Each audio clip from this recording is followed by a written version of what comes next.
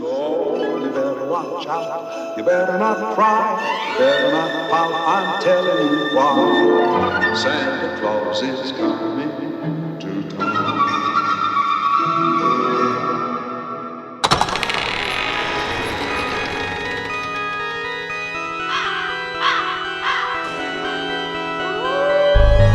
You're listening to That's Pretty Dark, the podcast where we talk about all the entertainment that scared us as children and still haunts us as adults.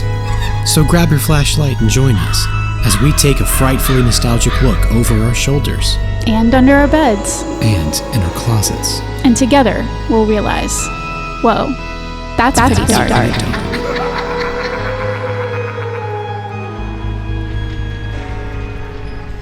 I cannot believe that this is the last episode of the year. It feels like just yesterday I was gearing up to talk about Pigeon Man. I feel like I was doing Pigeon Man research yesterday. We started the year with Pigeon Man. We started the year in January with Pigeon Man. Hey Arnold, if you're unfamiliar. Yeah, wow. And ending it with Pigeon Man. We are doing Pigeon Man Part 2.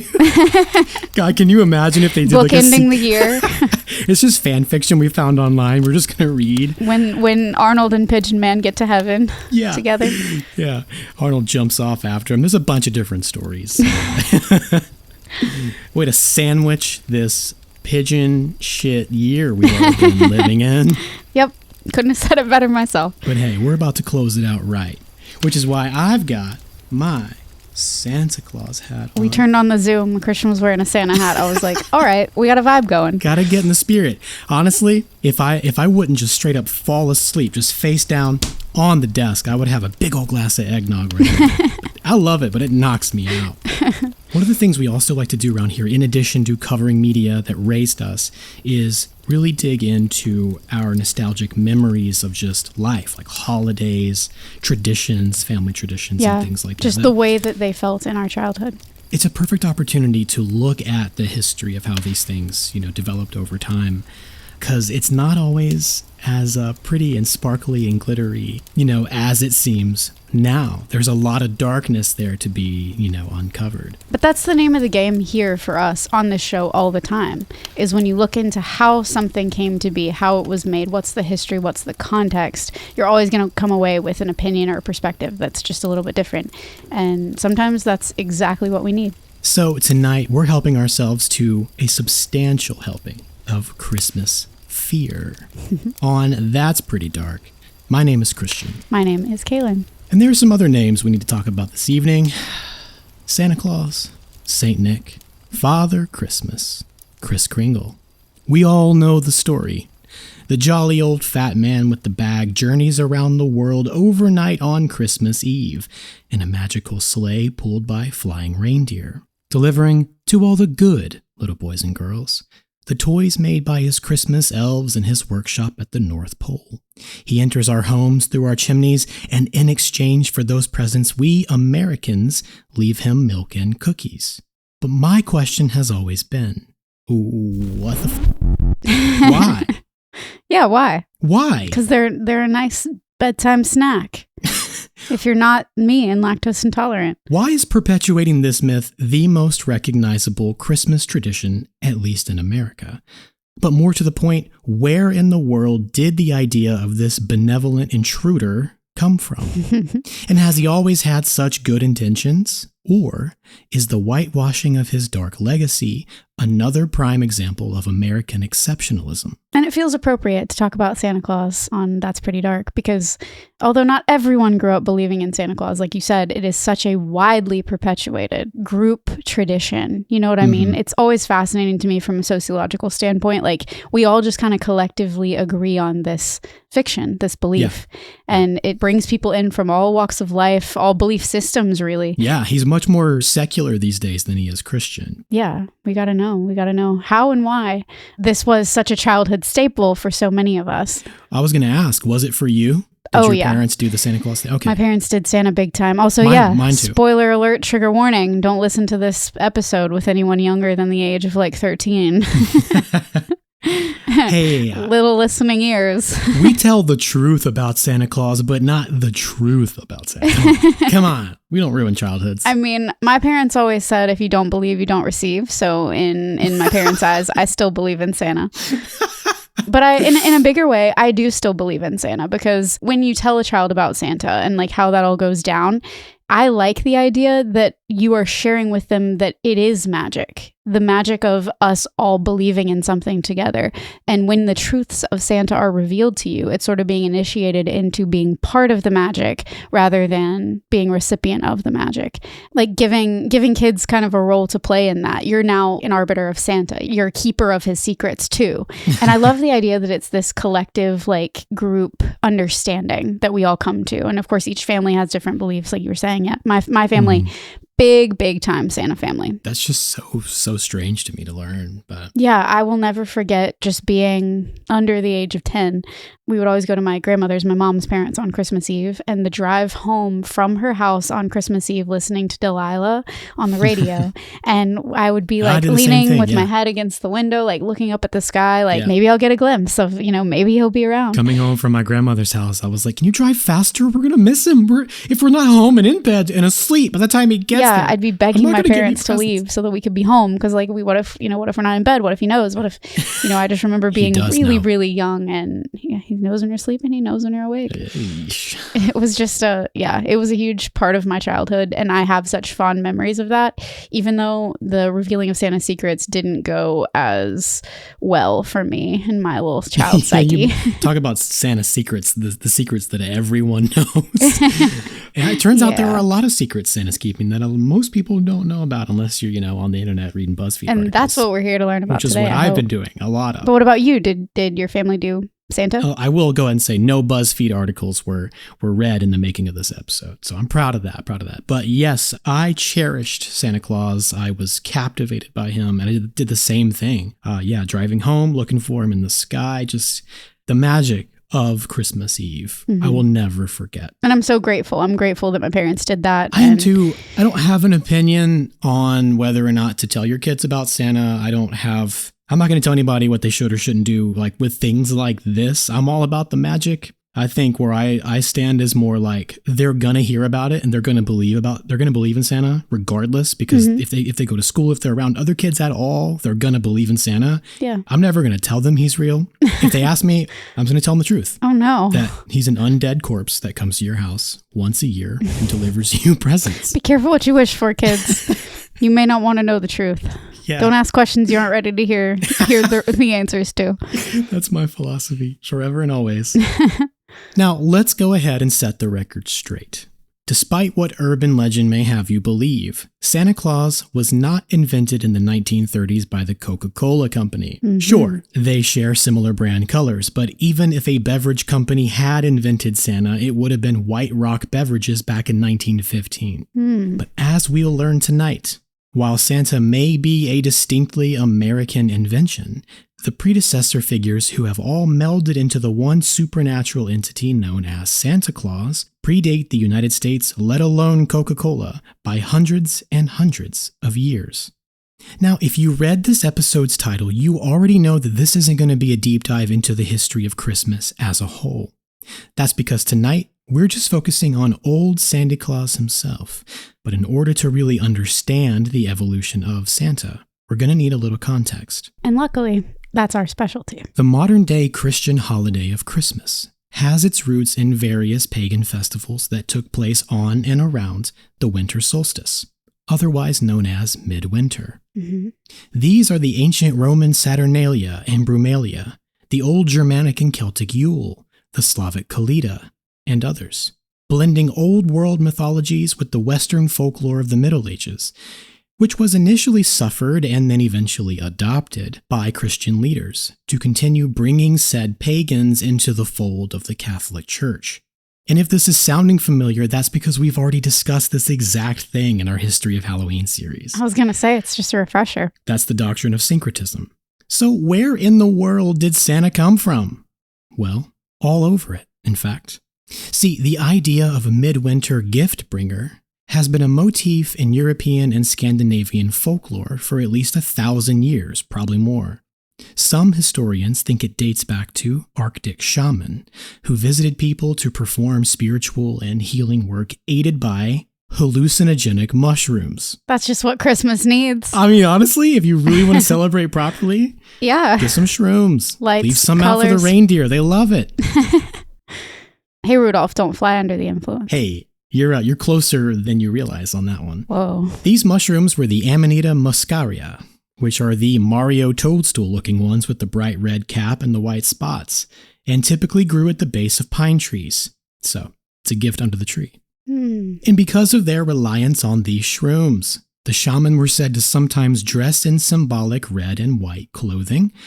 And because of the Arctic weather, the shaman rode on sleds pulled by reindeer to reach people's homes, which were often covered by snow, forcing the shaman to climb down through the smoke flaps at the tops of their teepees. And they'd perform their good work in exchange for gifts of food in return.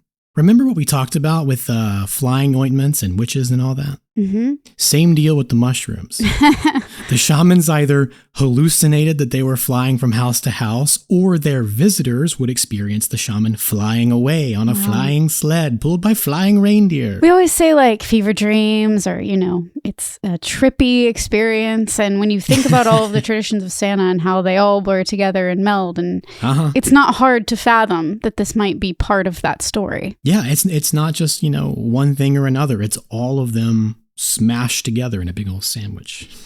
Big old Santa Claus Sammy, you know what I'm saying? And it's just way too fitting that this is the most famous type of magic mushroom, being used in fairy tales, children's books, including Alice in Wonderland, as well as plenty of other cartoons, Super Mario, and Disney movies such as Fantasia. Stories of these shaman and other ancient customs of delivering medicine, joy, and other necessities during the harsh winter season would have been told and repurposed into folklore over time, and then later adulterated and bastardized by its Christianization. But because winter is the season of death, midwinter folklore is some of the scariest shit I've ever heard. I don't doubt it. And luckily for us, the folklore that made Santa Claus is no exception. So let's kick things off with a wee bit of Norse mythology.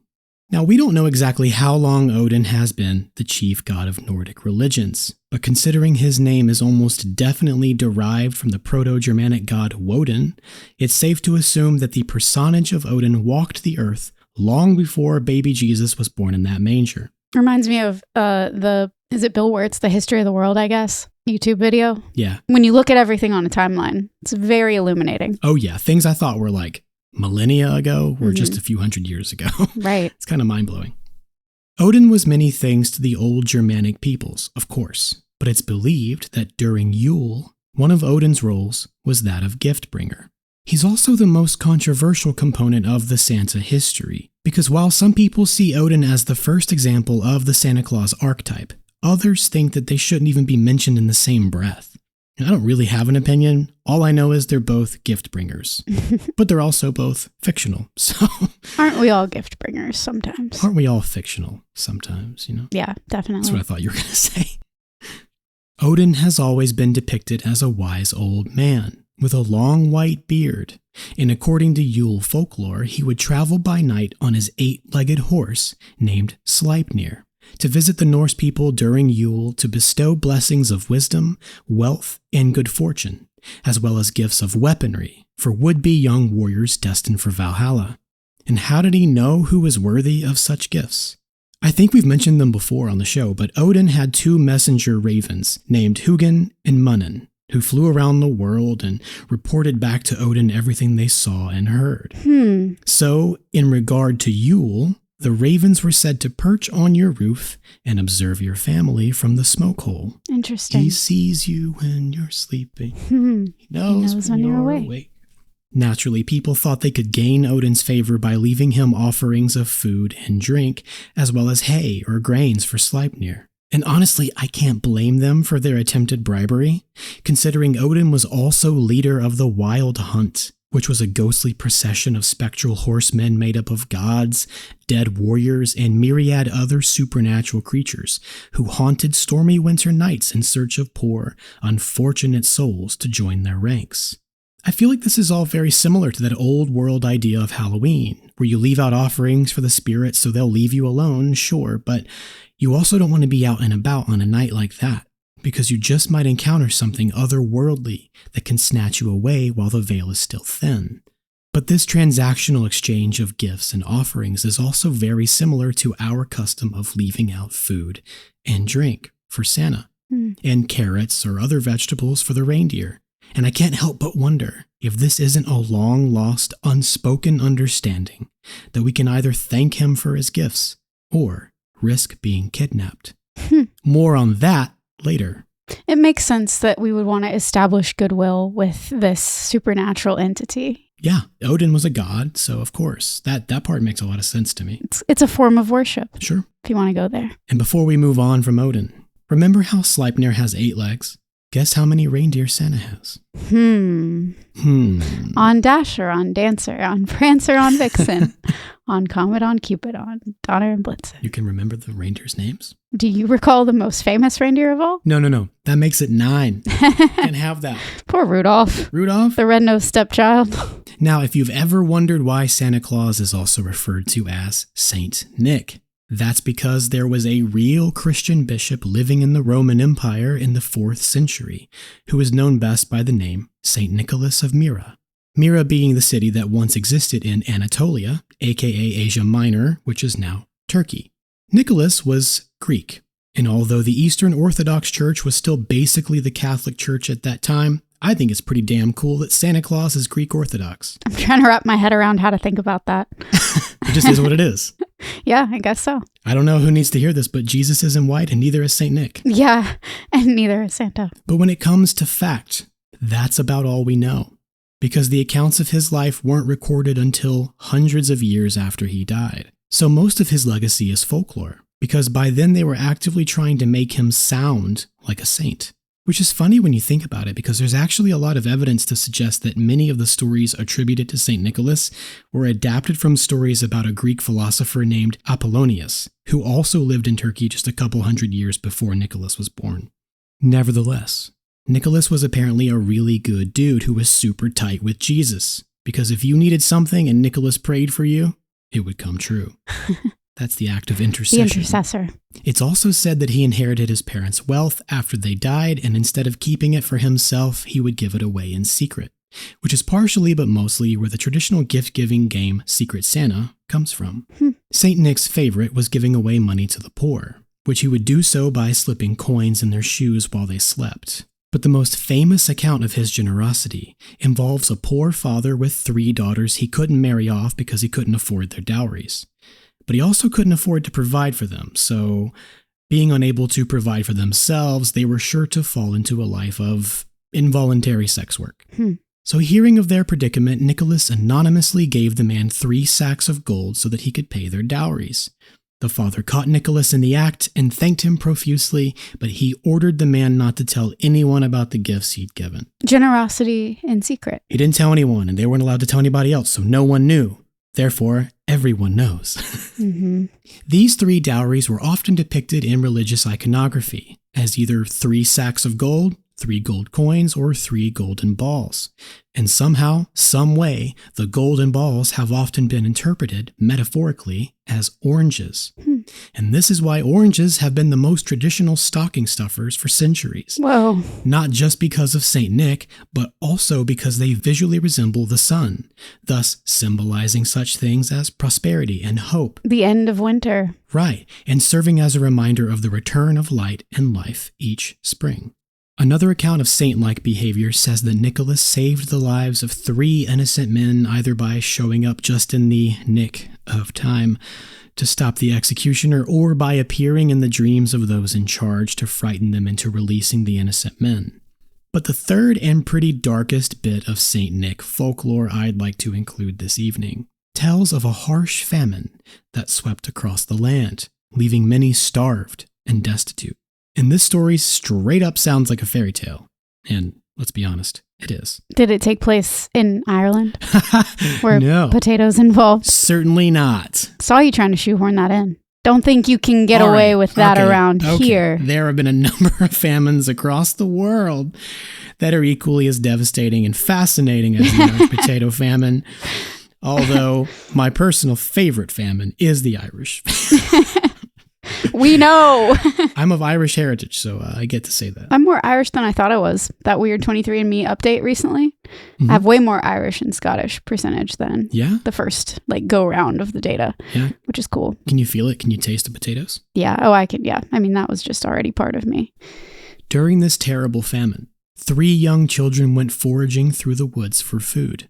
Either they discovered the butcher's house or the butcher discovered them all lost and alone and hungry. Either way, they were drawn to the butcher's house and welcomed inside with the promise of food. And that promise was kept, only not in the way the children had expected. See, they weren't going to eat food. They were going to become food. Hansel and Gretel. Yes, the butcher literally butchered the 3 children and stored their remains in a pickling barrel to cure, intending to pass off their meat as pork. Ugh. It's so hard to trust your butcher. It's so hard to trust the butcher in the house in the woods that lives all by himself. There's all this mysterious meat hanging up on all these hooks. Why does he have so many hooks? And where did all this meat come This from? guy just shrouded in mystery and meat. It doesn't even look like a cow. Like, it doesn't even look like a pig. Doesn't even look like a chicken. Like, what? What could it be? What could it possibly be? Oh, shit, it's Kyle. And now it's an 80s slasher.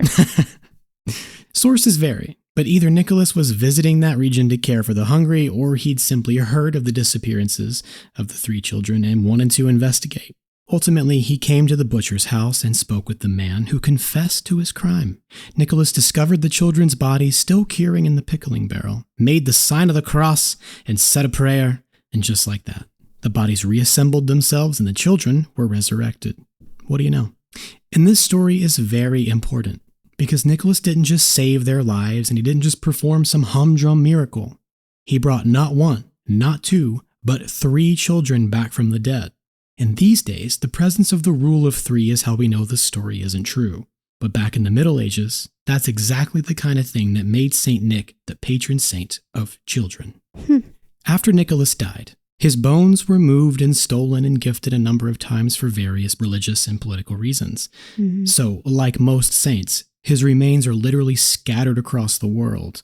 Like a Horcrux. I've actually had that thought. I had kind of a Horcruxy Santa Claus history, like historical fiction novel going on in my head to do with the bones of St. Nicholas being like in different parts of the world. Huh. So, you know, Interesting. same thought. Same brain. Wave. Length. Most of these are smaller Horcruxes, I mean relics, such as teeth or finger bones. A larger collection of his bone fragments are now placed in the San Nicolo al Lido in Venice, but the most intact assemblage of his skeleton is enshrined in the Basilica di San Nicola in the Italian city of Bari. Sounds appropriate.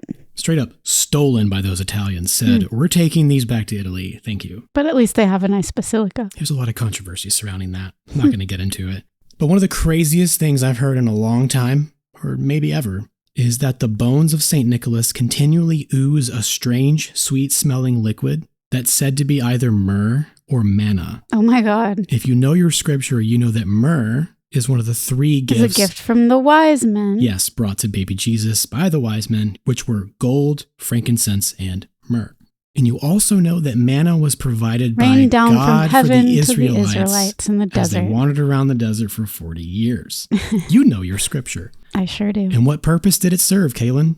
To save them from starvation Nourishment. in the desert. Now, I don't know if anybody's ever eaten the manna from St. Nicholas's bones, but it's believed to possess miraculous powers. So it's still collected from the tomb each year Oh on December 6th. my God. And although it's considered a rare substance, it is available for purchase in the gift shop. Uh-huh. Things are clicking. Things are making more sense now. And I don't know. I'm sure it's not that cheap, but the most likely scientific explanation... Yeah, please tell me what's really going on here, because I must know. Adriatic seawater. Why? Because Bari is a port city, and the tomb is below sea level. Capillary action. Oh, The water is literally just absorbed into Yeah. the tomb and then leaks out. leaking out. But if it is just seawater, then why does it smell like roses? Spooky. I know. It like gives me chills to think about it. It's also super gross. Shouldn't it smell like peppermint or something? Eggnog. I'm getting hints of nutmeg. Coca-Cola. Just straight at Coca-Cola. Oh my God. The marketing potential, the opportunities. Manna from the Santa. Santa's manna. Oh my God. Santa's manna. I hate us right now. How much do you guys hate us? This is what happens when Kalen's unscripted. Hey, let me just tell you. I like it. The reason St. Nick's bone broth is collected on December 6th is because that's the day he supposedly died in the year 343 AD. So this date became his feast day, which was later celebrated as St. Nicholas Day. And now they're feasting on him.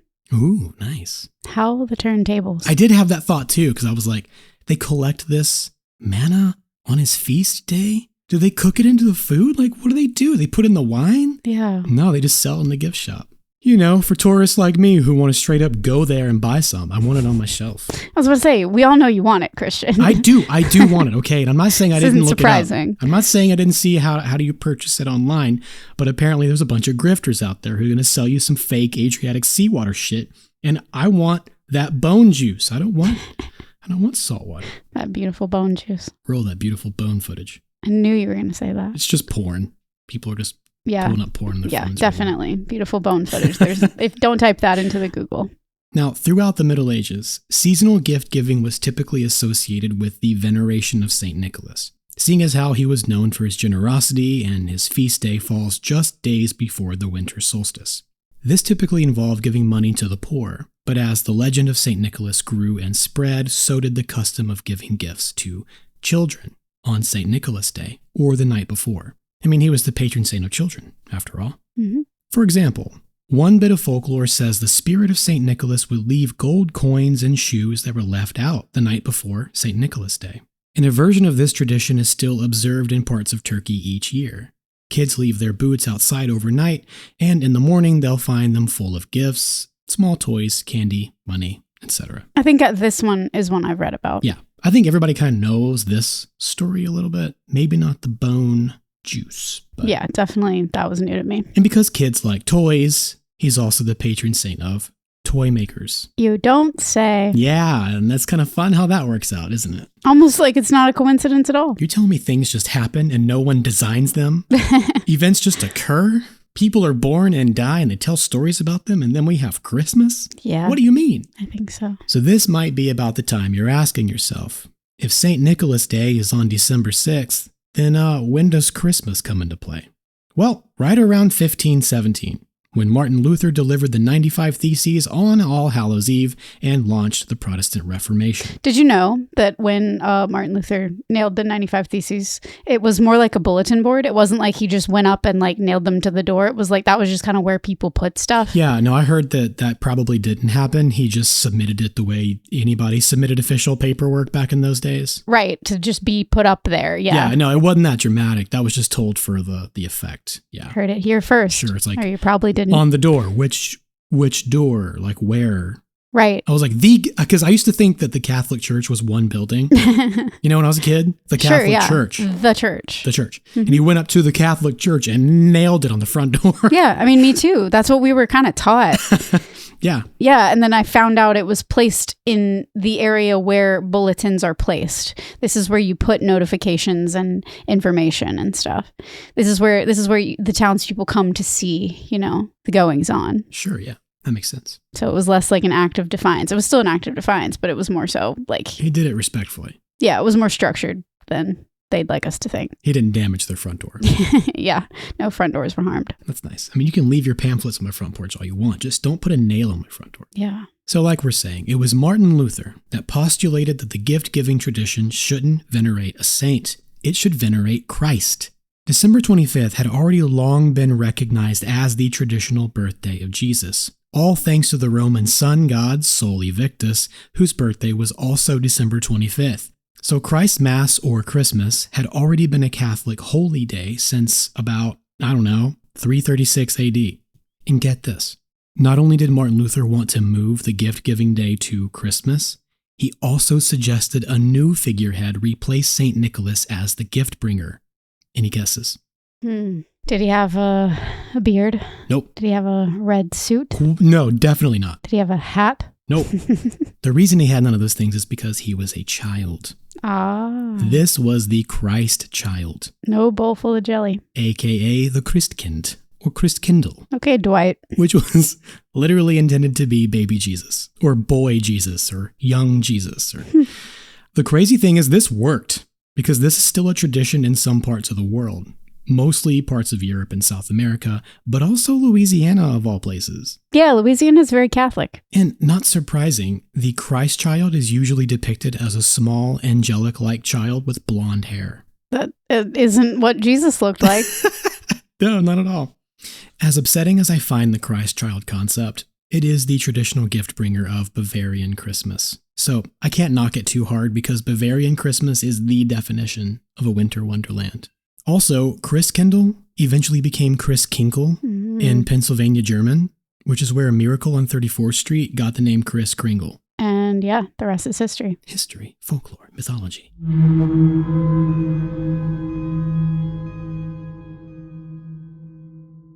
It wasn't too long after Martin Luther shook things up that King Henry VIII decided to do away with Catholicism and create the Church of England, of which he named himself the supreme head.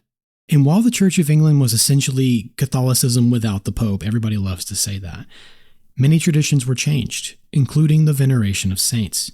He followed the Protestant lead on shifting those festivities to Christmas, and soon a new figurehead was established as England's gift bringer. And this is where Father Christmas comes from. Don't get me wrong, there were plenty of other Father Christmas characters around, including the Eurasian character Ayaz Ada and the Slavic Ded Moros.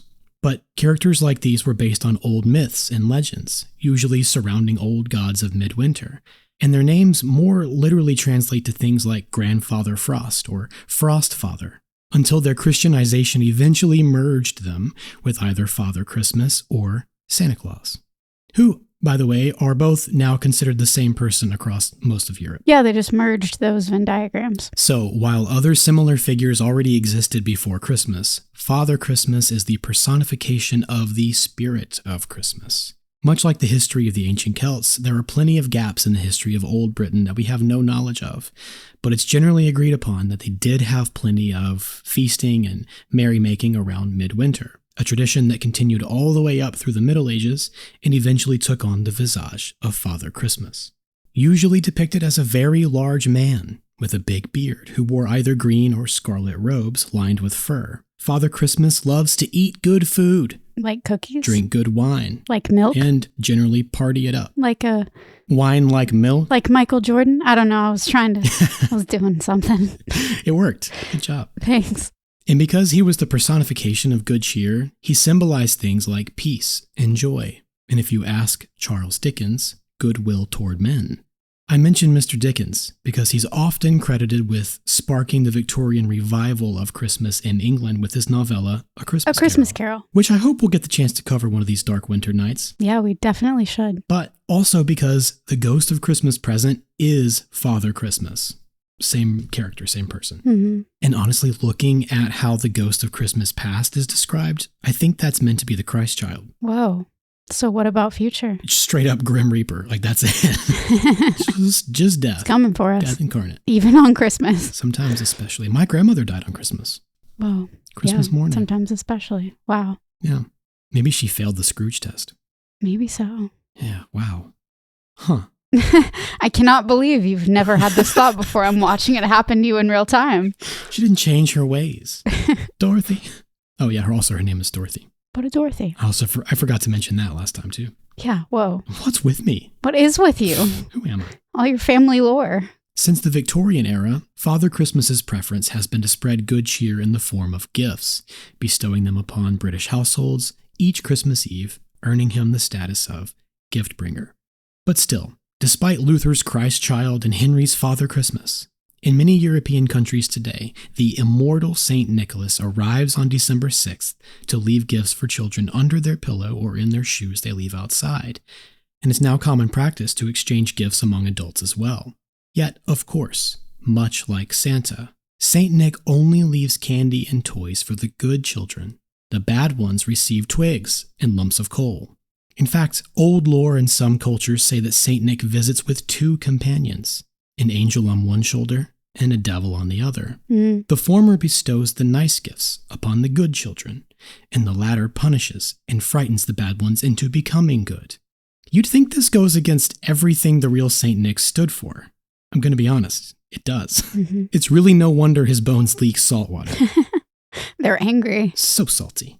But the church has always loved punishment. It sure has. Even if they couldn't outright say that the patron saint of children would debase himself by harming one. But a devil, yes. I see. A devil could hit a child, no problem. And that vague devil is just the first of Saint Nick's many dark companions. And we're going to talk about those companions. But before we indulge in all those details, we have one more gift bringer to address. It is interesting how you need to kind of create a persona to put that negativity on. You need somebody else to be responsible for the bad thing. Oh, yeah. So you invent someone. Yeah. And I feel like that happens across a lot of different cultures and mediums. You're right about that. And we actually have a lot more to say about that as well. The predominant Dutch gift bringer is still the spirit of St. Nicholas, but his name in Dutch is Sint Nicolaas. In Belgium and a few other countries, they feast and give gifts on St. Nicholas Day. In the Netherlands, they celebrate on St. Nicholas Eve. Dutch peoples in the Middle Ages still left money in the shoes of the poor, but they also held an annual drunken feast which is said to have rivaled that of Carnival. But after the Reformation, the Dutch Republic became Protestant, and all of its festivities related to saints were abolished. Still, families were allowed to celebrate St. Nicholas Day in private, and public impersonations of St. Nicholas were tolerated so long as he didn't look too much like a bishop. And it's possible the memory of St. Nicholas would have been snuffed out over time if it hadn't been for a Dutch teacher and writer named Jan Schenkman. Schenkman wrote a children's book in 1850 called, in English, St. Nicholas and His Servant, which not only reinvigorated the Dutch people's fervor for their ancient holy gift bringer, but it also established him as a secular icon and introduced many of the characteristics we still associate with Santa. Ever since this book's publication, St. Nicholas has been depicted in Dutch pop culture as an old man with white hair and long full beard, who wears predominantly red, white, and gold clothing. Here's the beard. Here's the red. He carries a large book that records whether a child has been naughty or nice. He rides his gray horse over the rooftops at night and uses the chimney to deliver gifts to all the good little Dutch boys and girls. Riding a gray horse over rooftops is objectively cooler than a sleigh. Isn't it though? I think so. It's very cool. A gray horse. And the kids in turn leave out coffee for St. Nicholas and carrots or hay or sugar cubes for his horse. The main differences from Santa here are that St. Nicholas is tall and thin, and he buys the gifts instead of making them. And he doesn't live in the North Pole. He lives in Spain. Warmer climate. And yes, he does travel with a bag that holds all the gifts, but it's not St. Nicholas who carries the bag. That job belongs to his servant, a black man dressed in Moorish attire.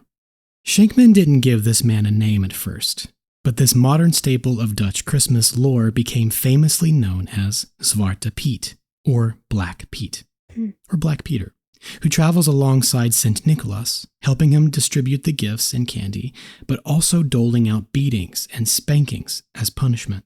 The first thing Pete does in the book is laugh and say that all the good children will get candy, while all the naughty children will get the rod. So it's like the devil on the other shoulder. Yeah, unfortunately. Controversially. Yeah, as it should be. Yeah, Black Pete is very controversial. And not in the least because any Dutch person wishing to portray him at Christmas time would have to do so in blackface. Blackface. Modern explanations say that it's just chimney soot, but Oh, man. that's certainly not what Schenkman intended. Yeah, look up the origins of Jingle Bells. There's a whole lot of racism in a lot of this stuff. Remember my question about whether or not Santa might be willing to kidnap your children? Yeah, you were pretty pointed about that. Well, here's our answer. Yes, he is willing to kidnap your children.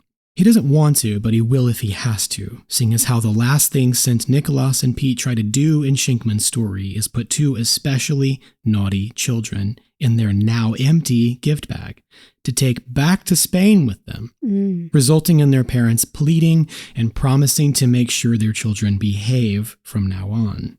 I think that's pretty dark. It is pretty dark. Because it's like, if you're bad, Black Pete will come take you away, and there's nothing your parents can do about it. It's the troubled teen industry. It pretty much is. Ooh, they should work that into a story.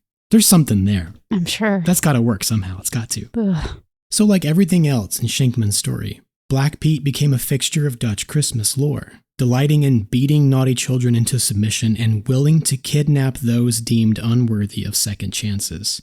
Many speculate that the kidnapping itself is in reference to the Barbary slave trade during the Ottoman Empire, where Barbary corsairs and pirates from North Africa captured a number of Europeans to sell into slavery. This slave trade came to an end in the 1830s, which was just a few years before Schenkman wrote his book. But that didn't mean Black Pete didn't still have connections on the Barbary coast. And this just makes me think of our Pinocchio discussion. Very much. About the donkey slave trade and everything.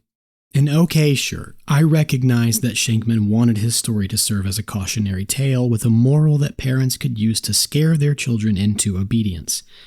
But why give Saint Nicholas a servant at all? Yeah. Why was this an acceptable addition to a classic legend? And it's a legend. Like, there's access to magic, and there are ways around these like mundane conventions and ideas. So yeah, why go there? That's because the gift bringer's companion is a centuries-old motif. They're usually slaves or servants of some kind, but they're almost always devils.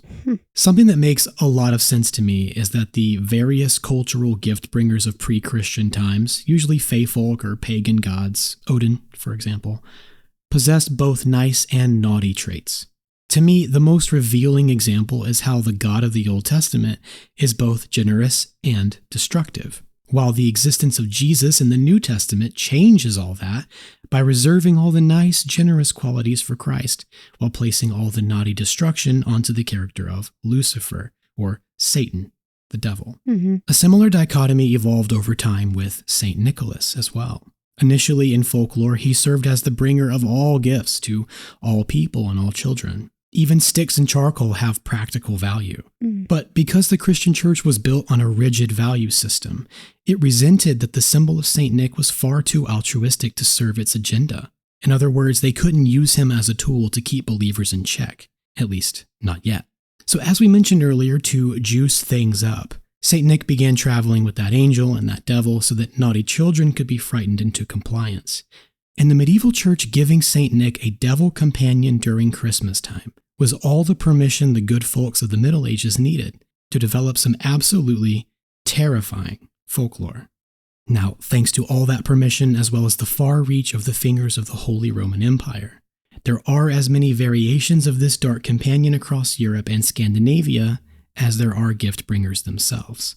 This dark companion typically carries a type of broom or stick for beating, as well as a large bag for, yes, kidnapping.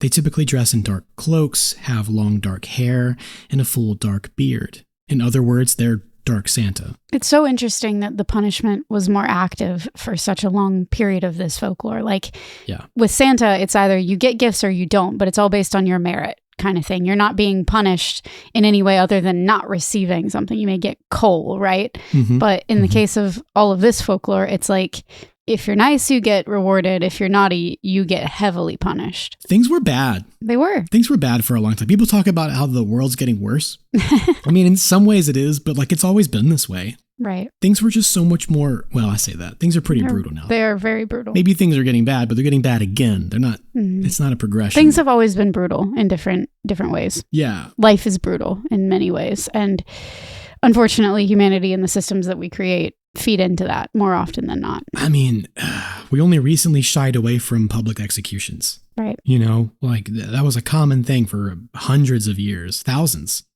of years. Beatings were just a part of everyday life. I mean, that's how flogging, flogging. People in stocks in the town square. Violence was more a part of daily life in front of people's faces. Now, at least, it's behind a screen. It was much more mundane. We see so much. We see so much violence. We see so much devastation, hurt, and we have so much access to information more than we ever have, and our brains are processing more than they ever have.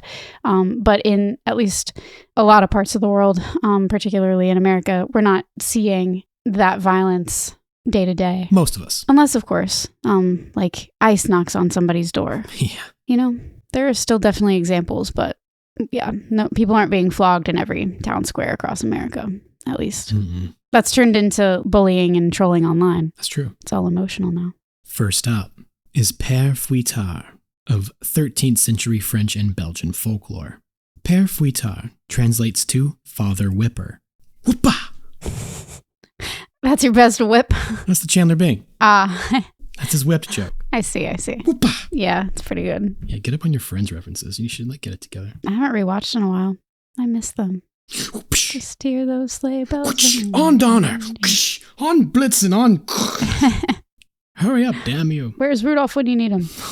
He got excommunicated because he's not canon. Tell me if this story sounds familiar. 3 young boys were on their way to a boarding school when they grew tired and needed a rest and perhaps something to eat. They came upon the home of a man who was either an innkeeper or a butcher, depending on the version being told. It's always a butcher. The boys were rich and loaded with cash for their travels, so the man murdered them and stole their money. More gruesome versions say he drugged them with their food, slit their throats, cut them up into little pieces, and stewed them in a barrel. For eating. And as we already know, St. Nick learned of this crime, confronted the man, and resurrected the children. But in this version, St. Nick forces the cannibalistic child murderer to become his assistant, presenting him with either a whip for whipping, a stick for beating, or a bundle of switches for thrashing. I just feel like this wouldn't be my hire, like my pick, were it me. There had to be other candidates, right? There had to be more resumes to go through. This is why you don't go with just the first one, Never the first one you interview. And he also provided him with a wicker basket where he can put naughty children to carry them away, presumably to be carved up and eaten. Like the Sandman. This isn't the St. Nick I know. No, but it's a threat. Yeah. And as we've said in several of these folklore episodes throughout a lot of history, parents were hanging on by a thread and just needed a good old-fashioned threat to get through the day. Next up is Knecht Ruprecht, or Farmhand Rupert, of 17th century German folklore. I'm sure it's no coincidence that Ruprecht was once a common German name for the devil. Farmhand Rupert has a long beard, but he wears either dark fur or straw clothing, sometimes covered in little bells. And he carries a long staff and a bag of ashes. He's disheveled and dirty and walks with a limp from a mysterious childhood injury. I don't know why that creeps me out so much. Yeah, something that didn't heal quite right. That little detail, yeah, something's messed up about Farmhand Rupert. Don't get too close to Farmhand Rupert.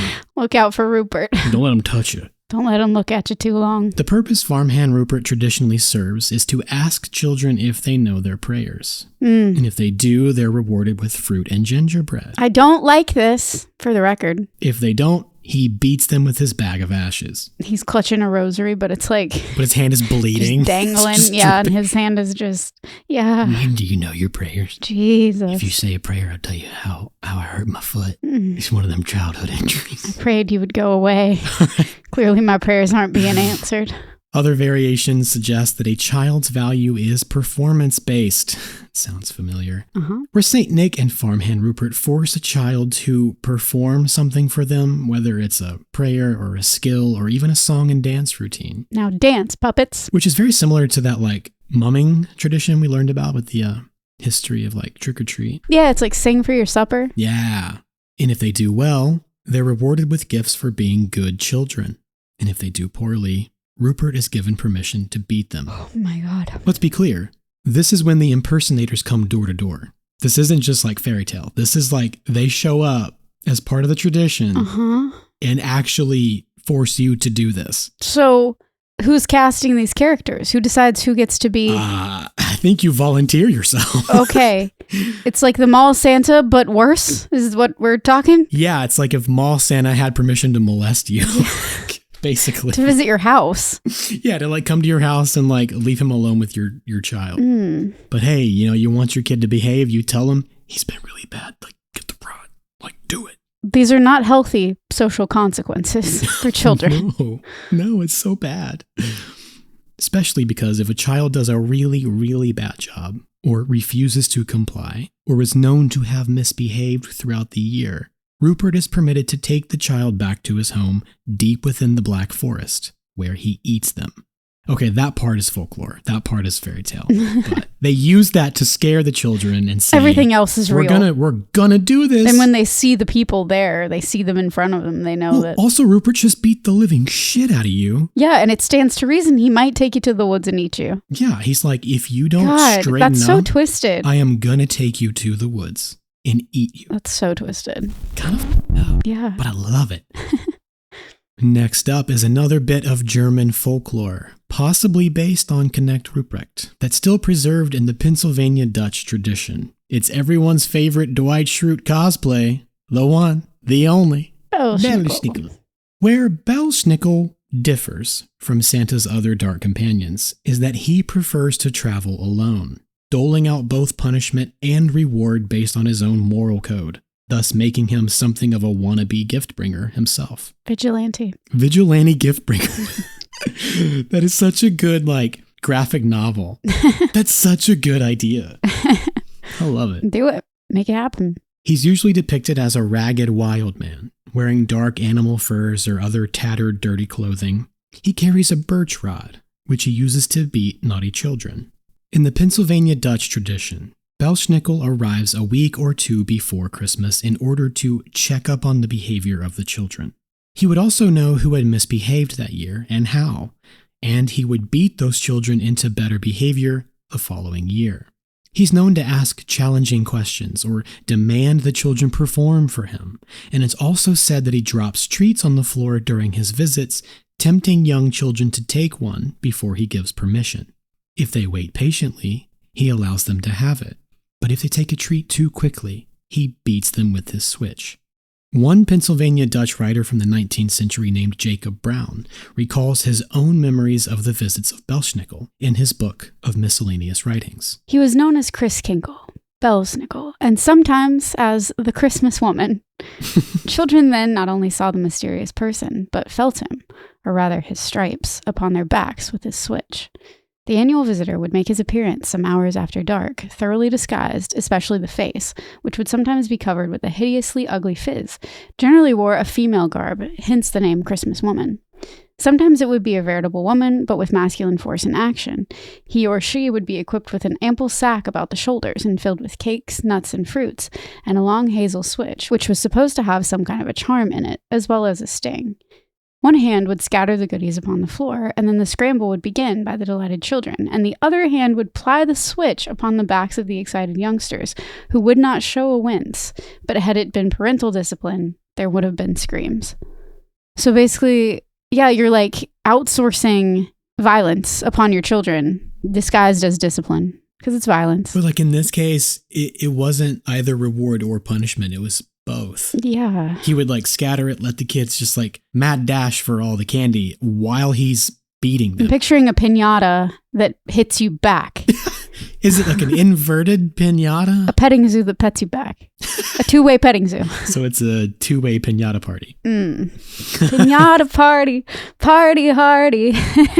I want to go to a piñata party. I don't know that song. But... And so they tell us to go home. It's Mary-Kate and Ashley. Thank you very much. Oh my God. I did it. God. Really pleased. I don't know how you do it every single time. It's probably not a perfect track record, but I'm close. Not even Santa Claus is safe. Not even Santa is safe from the Olsen twins. Don't trust him, though. Yeah, right. Santa Claus isn't safe. Don't trust him. That's the moral of the story for real. Come on and sit on my lap. Ugh. Tell me what you want for Christmas. Rupert, is that you? Oh, you got me again. Was it my limp? Rupert? I'll take off the hat now. Yeah, you haven't earned it. And he used the word fizz. This is a slang term for a face or a facial expression.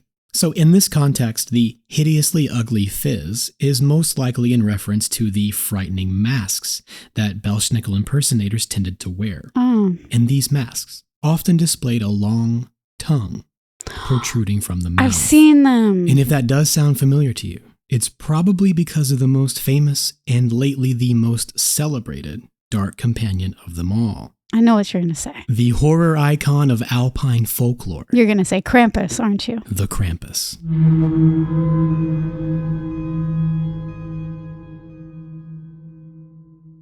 Krampus is usually depicted as an anthropomorphic devil covered entirely in black hair, with horns growing out of his head and fangs, as well as a very long tongue protruding from his mouth. Mm-hmm. One of his feet is the cloven hoof of a goat, while the other is human, although grotesquely deformed. Ugh. Rupert? Is that you? Oh, shit, you got me again. I'll take off the mask now. Can I keep the hoof? Can I keep the hoof? I really liked it. It felt good between my toes. You don't have any, Rupert. You can go home. Oh, phantom toes got me again. Krampus carries with him chains and shackles, which symbolize the binding of the devil, and sometimes bells are fastened to those chains. He's also equipped with a whip or a birch rod for the purpose of beating naughty children, as well as a large bag or basket that's used to carry away the especially naughty ones for the purpose of either drowning, eating, or taking to hell. A lot of this is actually now merging, with my childhood. So this is the Santa I know. Yeah, wait a second. Wait a minute.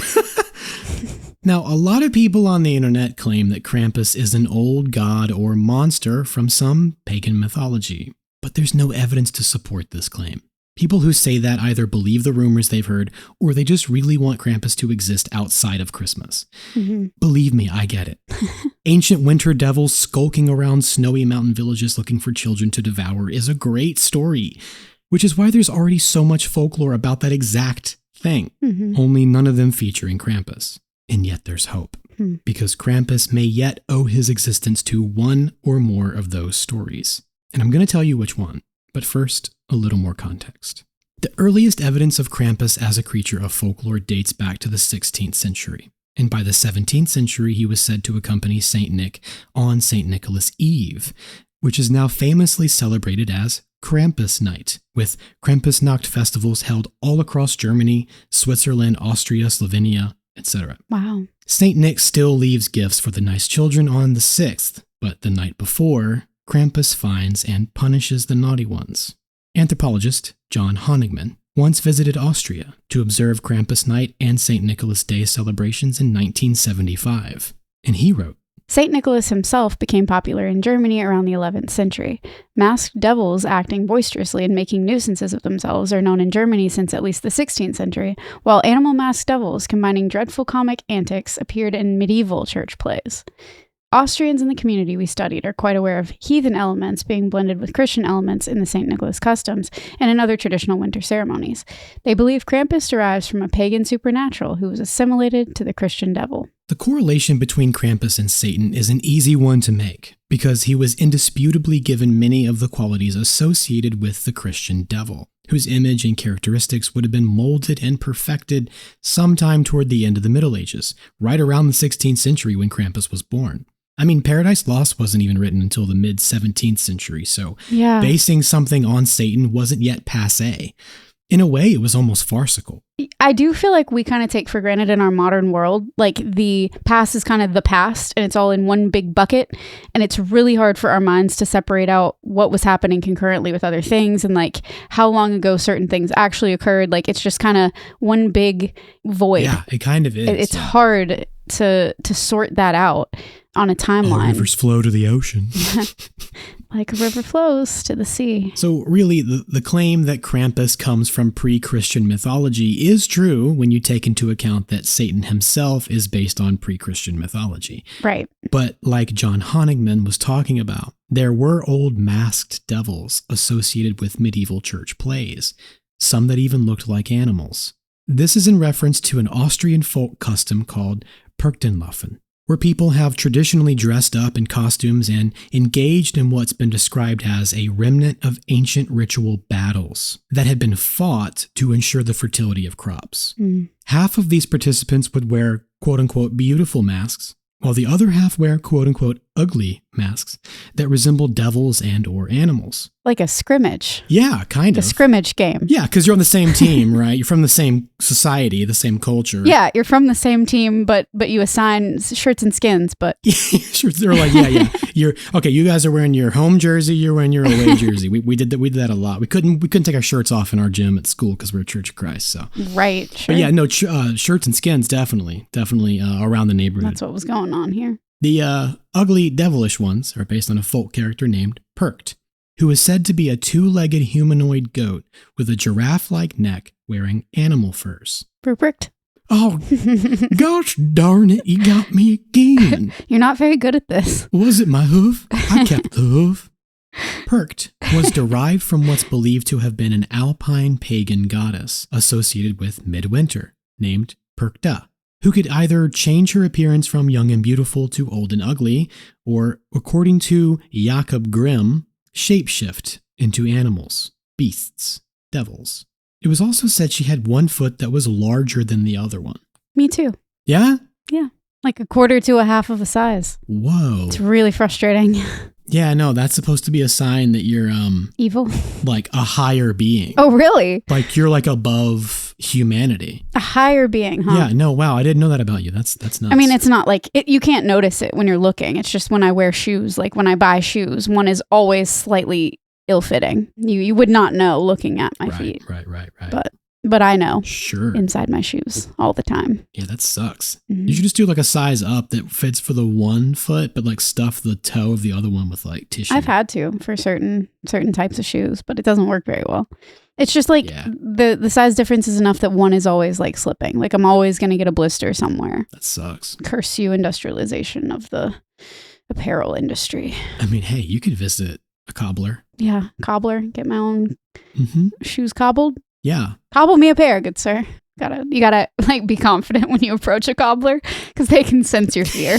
No, if you're too timid, they just send you home. Dismiss you. It's like a Boy Meets World, Turkey Chubby with everything. You gotta say it with confidence. Wipe your nose at a certain point. Or if he wipes his nose, then you're in. That's what it is. That's what it is. Yeah. I do recall that one. Eventually, Perchta's lore was Christianized into becoming part of the 12 days of Christmas, especially during Twelfth Night and Epiphany. As the story goes, she would wander the countryside and enter homes to bestow either reward or punishment. If you were nice or godly, you might find a coin in your shoe the following day. If you'd been naughty or, sinful, she would slit your belly open, take out your guts, and stuff you full of straw and rocks. Sounds kind of like an overreaction to me. She scares me a lot.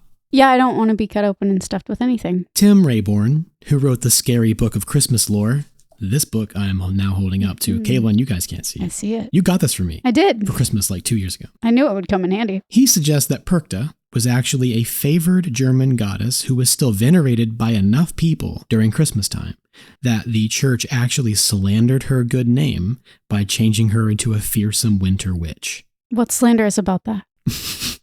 Which, as we know, they did a lot of back in the day. Tim writes, we find the words Perchten and Perchtenlaufen referring to ceremonies or processions in the Tyrol area of Austria that featured some of the demons and ghosts we've come to associate with these holiday time monster mashes. In legends, they were demons and ghosts that roam the night skies, and a demon named Percht seems to have become a Krampus-like figure. All that to say, if Frau Perchta could shapeshift into a beast, and that beast stuck in folk tradition as an ugly creature named Percht, and then that character was Christianized into resembling the Christian devil, it's very possible that this is where the monster Krampus came from, named after the old High German word Kramp, meaning hook or claw, coupled with the Bavarian word Krampen, meaning dead or shriveled. Ruprecht! Oh, God damn it. Shit, my shriveled foot. It's not dead, it's just little. That's what they all say. It's not. Oh, God. All I know is, once the church demonized Perchta into becoming a winter witch, it was said she appeared like a shriveled old woman with a hook-like nose who traveled with a knife or other sharp blade that she could use to cut you open. Or, since we're talking about a shapeshifter, perhaps she used her claw. So how did Perchta's Mr. Hyde form, the Krampus, become the dark companion of St. Nicholas? By introducing the character of St. Nicholas in those medieval plays featuring the Percht. Ah! Duh! Because once the Percht was replaced by the Krampus, this devil-like beast was overcome by St. Nick's morality and subjected to his will. They all came together on the stage. Right. At the theater. That's the magic of theater. That's where culture happens. They say theater's lost. It's not important. Look at this. Look at it. Broadway, baby. In summary, God good, devil bad. God beat devil, but he still keep devil around because devil scare naughty into nice. Because God doesn't want to beat others. Because God doesn't like beating children. So he'll let the devil do it. So he has to have the devil do it. Yeah. It's like God doesn't want to send you to hell. Mm-mm. But he will if he has to. God doesn't want to send you to hell, so he invented the devil to take care of his dirty work, essentially. Yeah. I don't want to send you there, but I'm going to make this guy, this real ugly mother, he's going to take you to hell. Is God from New York? Santa's from New York, so. Oh. I thought we were learning that Santa wasn't, in fact, from New York, but okay. You smell like beef and cheese. You don't smell like Santa. You sit on a throne of lies. I've included this last segment tonight because I know you're all wondering, where the hell did the elves come from? I ask myself all the time. Where are all these damn elves coming from? Where are the elves from? I mentioned Jacob Grimm a few moments ago. Yuck. In addition to co-authoring collections of fairy tales with his brother William, he also published a book on German mythology in 1835. I need a copy. Mm-hmm. And he was one of the first people, if not the first, to associate the Christmas gift-bringer's companion with the ancient concept of a household deity.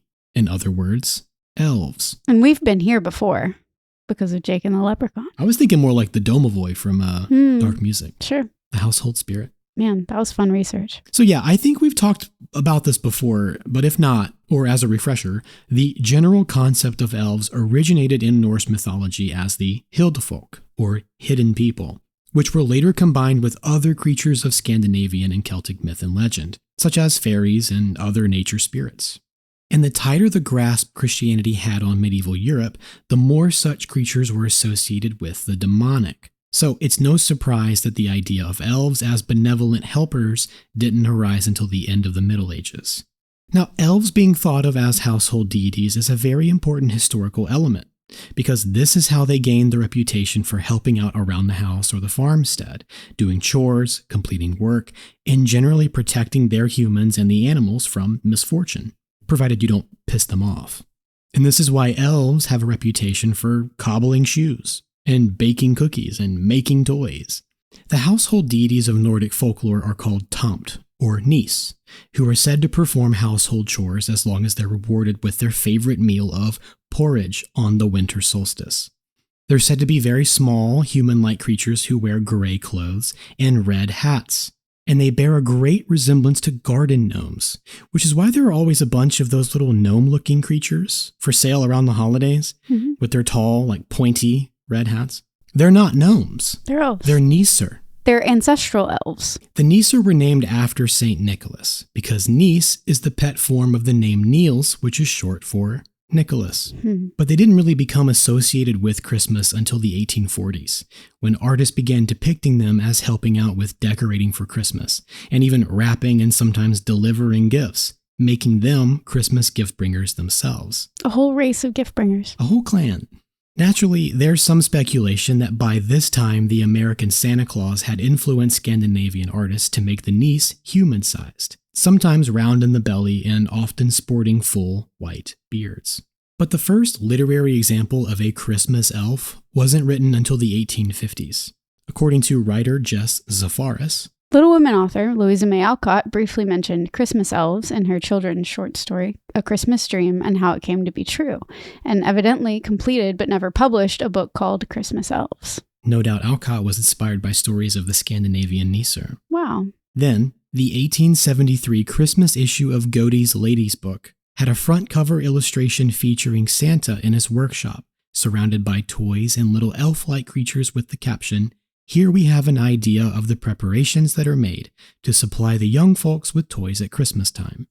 And this image popularized the idea of Santa having a workshop where his house elves made the toys. From an ad, basically, huh? Basically. And if we remember, Godey's Ladies' Book was also responsible for popularizing Halloween parties. They taught housewives how to throw Halloween parties for because kids. Again, this is culture. This is this is what shapes all of that. Yeah, and they included a lot of the iconography that just stuck. Whatever was adjacent, and then these are the icons. This is the culture. It was a very influential publication. So that's where Christmas elves came from. Wild.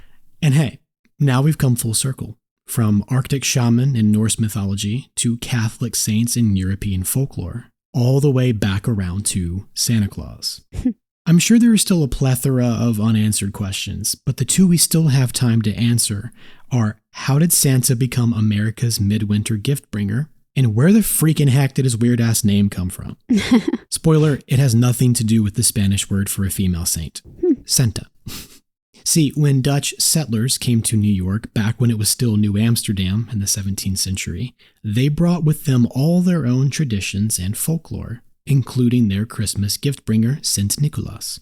Now, I'm sure we've talked about nicknames and such on the show before, but in linguistics, the affectionate or familiar shortening of someone's name is called a hypocorism. So over time, the hypocoristic name for the Dutch Saint Nicholas became Sinterklaas. Spelled phonetically, this became Santa Claus. Santa Claus. As usual, it's just a game of telephone. Just like the Irish and Scottish brought over Halloween, the Dutch brought over, well, I don't know if I should say Christmas, but the spirit of Christmas in a way. Allegedly, the first time the name appeared in English print was on December 23rd, 1773, in a New York City newspaper called the Rivington's Gazette, which mentioned a St. Nicholas party on the anniversary of St. Nicholas, otherwise called Santa Claus. But this was still just a little local tradition mentioned in a little local newspaper. So if Santa Claus was going to really stick, he was really going to need some help. And it was help he got. From Hamilton. Yeah, Alexander Just Hamilton. kidding. They were contemporaries, these. Yeah, sure. Alexander Gazette. Hamilton invented Santa Claus. He was solving all the other problems New York had at the time. Well, as we know, there was a pretty well-known writer living in New York from the 18th to the 19th century who was, in a word, obsessed with Dutch culture, history, and folklore. He had a knack for taking old world motifs and tales and making their characters distinctly American. Things like jack-o'-lanterns and headless horsemen. That's right, it was Washington Irving. It's always Washington Irving. Who brought St. Nick to the New World once and for all in 1809 with his satirical book on the history of New York. And since I haven't read the book, here's what Wikipedia has to say about its inclusion of Santa Claus. Sinterklaas was anglicized into Santa Claus, but lost his bishop's apparel and was at first pictured as a thick-bellied Dutch sailor with a pipe and a green winter coat. Irving's book was a parody of the Dutch culture of New York, and much of this portrait is his joking invention. Irving's interpretation of Santa Claus was part of a broader movement to tone down the increasingly wild Christmas celebrations of the era, which included aggressive home invasions under the guise of wassailing, substantial premarital sex, and public displays of sexual deviancy. Gosh darn teenagers having substantial premarital sex. Apparently. Just out in public in front of everybody. Central Park, you can't even walk through the park anymore without seeing all the substantial premarital sex going on. It's beginning to look a lot like Christmas in Central Park.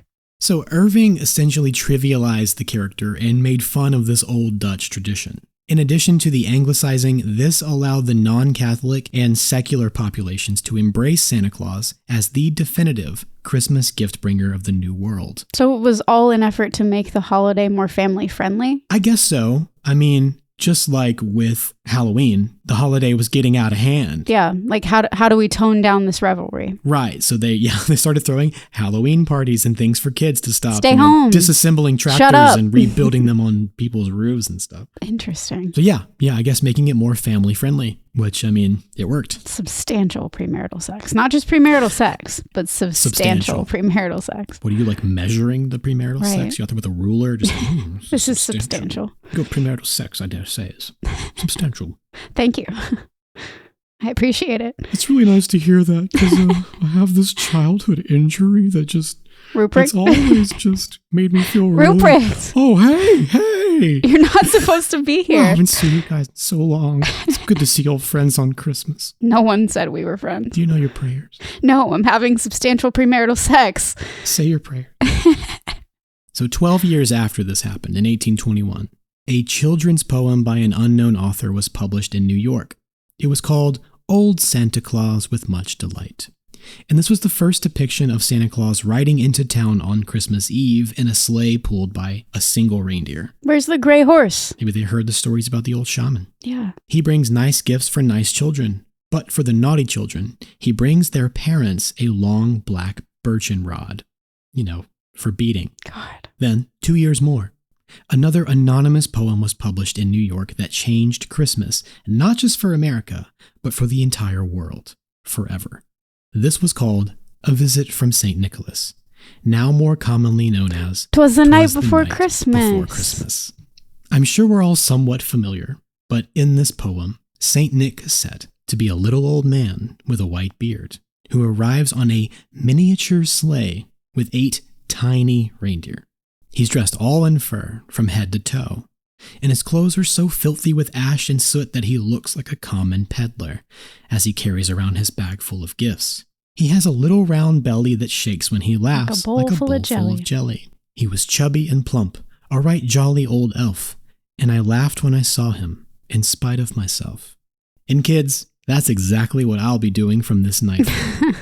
Every time I see Santa, I'm going to laugh quietly to myself, in spite of what I now know about his history, including all the old gods and nightmares that still linger in the shadows with all the monsters we try to forget, but can never really let go of.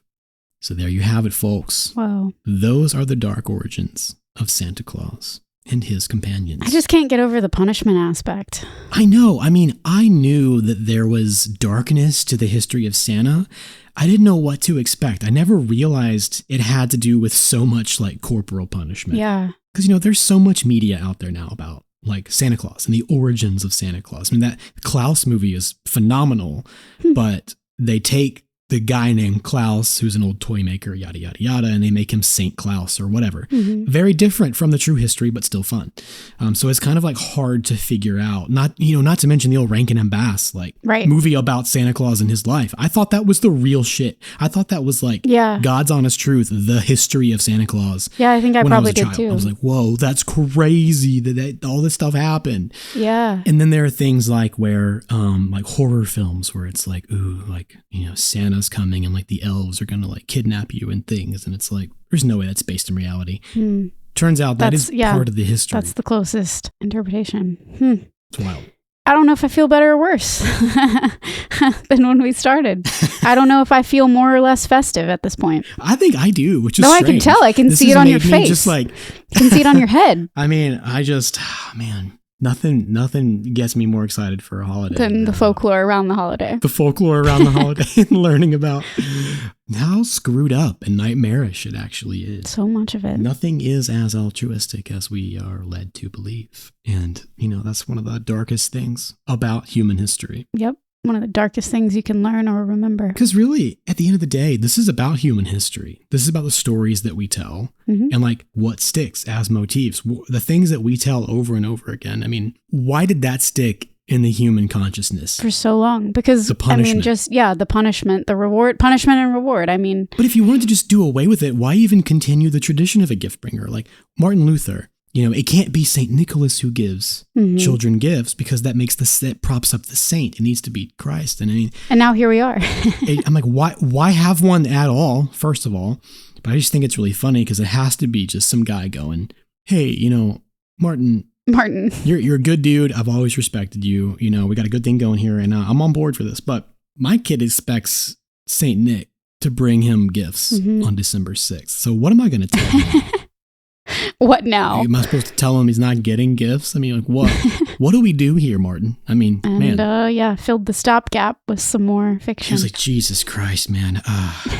Jesus Christ. Jesus Christ. It's Jesus Christ who brings the gifts. And they're like, but isn't he dead? Yeah. Did he die? I thought he like died. Didn't they crucify him? You saw the nail you put in that door. How's he coming back from that? It's baby Jesus. It's baby Jesus. They'll identify with that.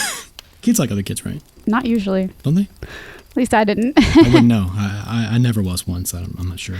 Exactly. Anyways, that's all I've got for your Christmas folklore listening, and I hope it was dark and spooky. I hope you lit some candles. I hope you had some nog. There's still time, surely. But here's the good news.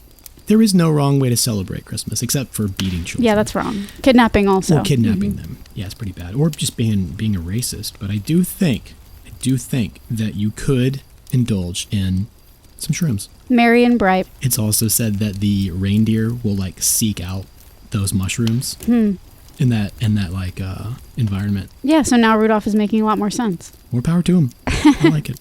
Well, guys, thank you for listening to our shenanigans. We had fun with this one. This was a lot of fun. However you are celebrating or are not celebrating, you're never really alone. Never. We are always here with you. And if you want more of us, you can find us on social media at That's Pretty Dark Podcast, and on Instagram at That's Pretty Dark on TikTok. You can reach out to us at our Gmail, That's Pretty Dark Podcast at gmail.com. Share with us your Christmas traditions, what has lasted through time in your family, whether dark or not, but we like the dark stuff, obviously. Obviously. And if you're feeling especially generous this holiday season, give of your means to someone, anyone. Hey, yeah. And if you're feeling even more generous after you do that giving to some people who really need it, you can join us on our Patreon. Yeah. At patreon.com/TPD podcast. $5 gets you access to some of Christian's newest ghost story readings, plus all of our back catalog. And More to come. We always have plans for the Patreon. And of course, yes, happy holidays, whatever you're celebrating at this time of year. Yes. It's not just Christmas that's happening, and there are so many other traditions across the world, across the country, and we celebrate all of that diversity in however the season speaks to you and yours. Of course. Yeah, no, Christmas is just the easiest one to like pick apart and make the most fun of. That's right. You said it. You're never really alone, because Santa is always watching. Lazowski. Happy holidays. Happy holidays, Caleb. Happy holidays, Christian. Listeners. Happy holidays, Darklings. Happy holidays to everyone except Ruprecht. Get out of here, Rupert. Take your stump with you. I don't appreciate you calling him stump. We will see you all again very soon for our New Year's campfire chat, as is Pretty Dark custom. And then we'll be kicking off 2026. Ugh, don't even say it. I know. The only good thing about that is we're leaving 2025 behind. Yeah. Hard times this year. We've all faced a lot of them.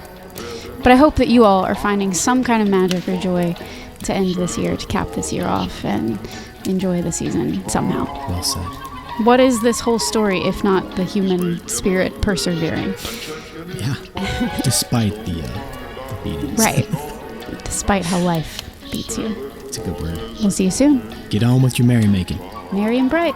Get on with your good cheer. Bright as can be. With your flashlights. When you're sleeping, he knows when you're awake. He knows if you've been bad or good, so for goodness sake.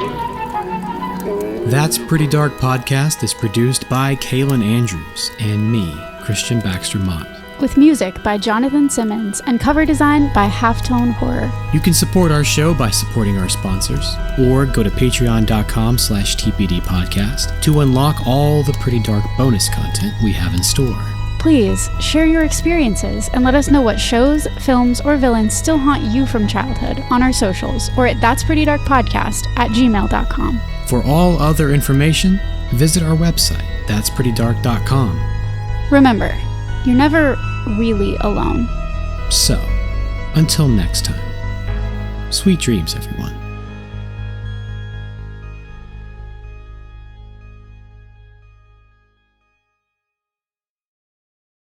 This episode is sponsored by BetterHelp.